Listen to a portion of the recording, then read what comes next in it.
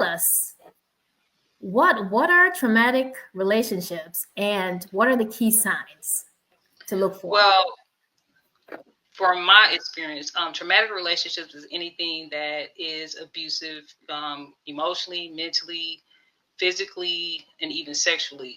Um, when you experience a traumatic relationship, it can cause so much trauma to where it affects you long term, like causing issues like depression, anxiety, PTSD. So unfortunately, I've been in quite a few traumatic relationships, and the the one sign that I noticed first was the verbal abuse. That's where it started. Name calling, um, just always making me feel bad about myself. Yelling, constant yelling all the time. The verbal abuse, that's what really, really hurt me the most. Mm-hmm. Um, that's what really scarred me the most because, like, if somebody hits you, wounds heal Yes. quicker. But words, they stick. They stick with you for a minute. So the verbal abuse was the one sign that I noticed first and was the most traumatizing one out of all. Mm-hmm.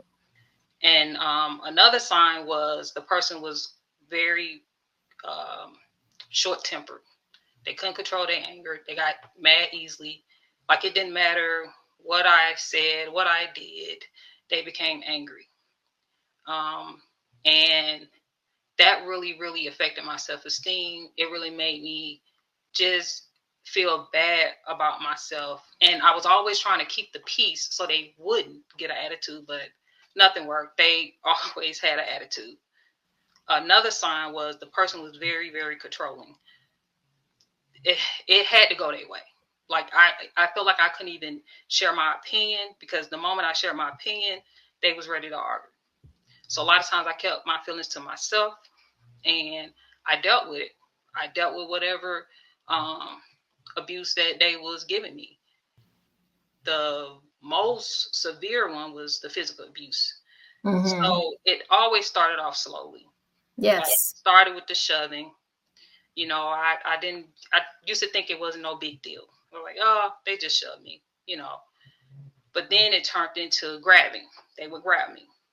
I made excuses about that because when you love somebody, you make excuses. And then it got to a point where they started punching me, slapping me, kicking me. Mm-hmm. Um, I remember this one particular time, the person I was with, they had on some steel toe boots and they was just kicking me, kicking me. Oh, wow.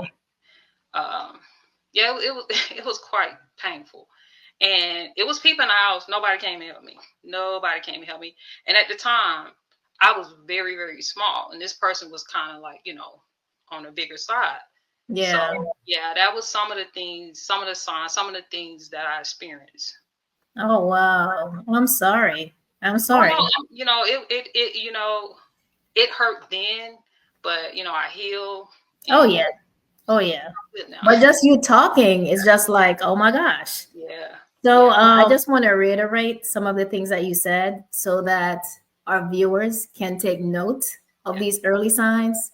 So, like you said, it starts with the verbal abuse, yes, the verbal, the manipulation, the control, and then it escalates. So they don't just start with physical.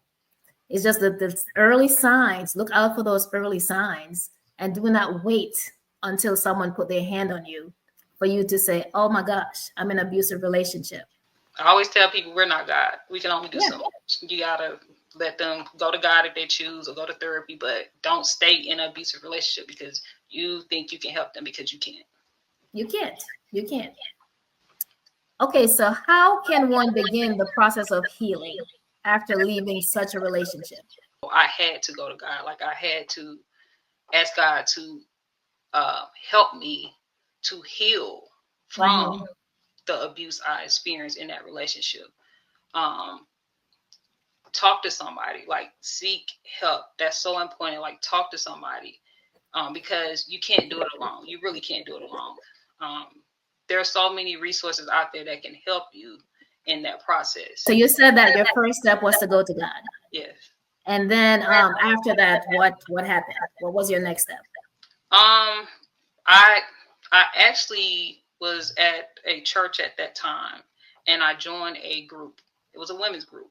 And in that group, we talked about different things that we was going through. So being in that group really, really helped me. It helped me to heal.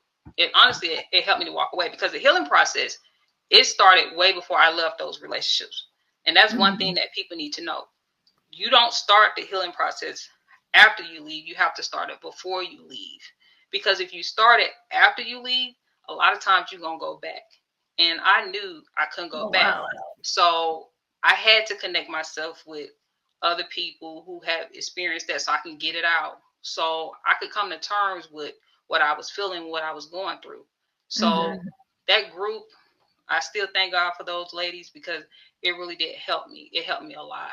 And then I also, I went to counseling. I had a pastor at the time, talked to him. He counseled me through some things. So that helps. So counseling, therapy, just practicing good self-care too. That really helps too with your healing process. Yes. And just protecting your peace. That helps too. Like. And I just want to highlight what you said. It's that the healing process begins prior to leaving. Yes. Because if the healing process starts after, then the propensity to go back heightens. Okay, so what are some practical ways to set boundaries after experiencing relationship trauma?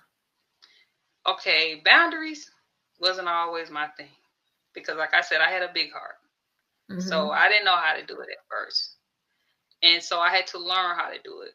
One, by saying no.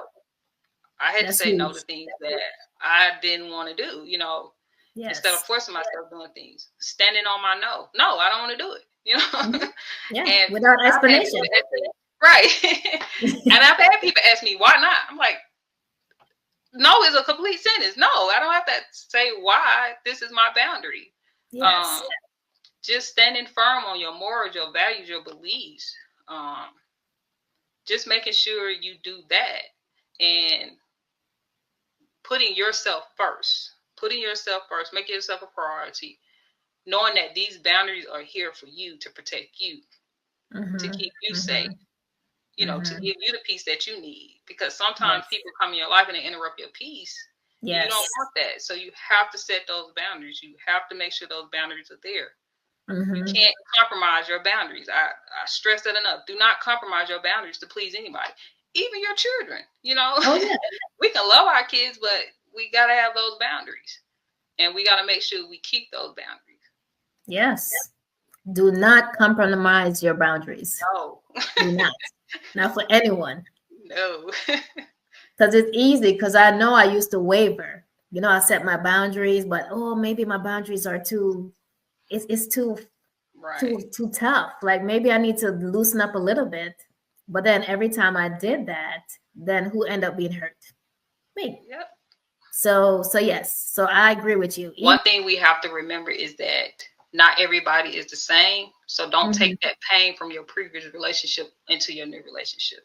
Yes. Right? You can't take that. You may take the lessons that you learned, but do not take the pain with you. Even if something familiar, just take a moment, assess the situation, and like you said, you got to talk to the person about it. Like, hey, I don't like when you said this. This was kind of triggering to me. But you don't want to attack the person and make them feel like, well, you're just like the other person, because that can actually cause more damage to your relationship. Yes, absolutely. And I like that. So you can jot that in the chat.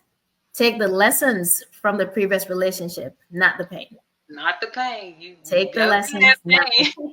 I like that. It's gonna ruin it, because like, what if it's the person that God sent for you, and you ruin it because you allowed this person that you're supposed to be over, you're supposed to be healed from, and you allowed them to ruin your new relationship. Your God sent person. You don't want to do that.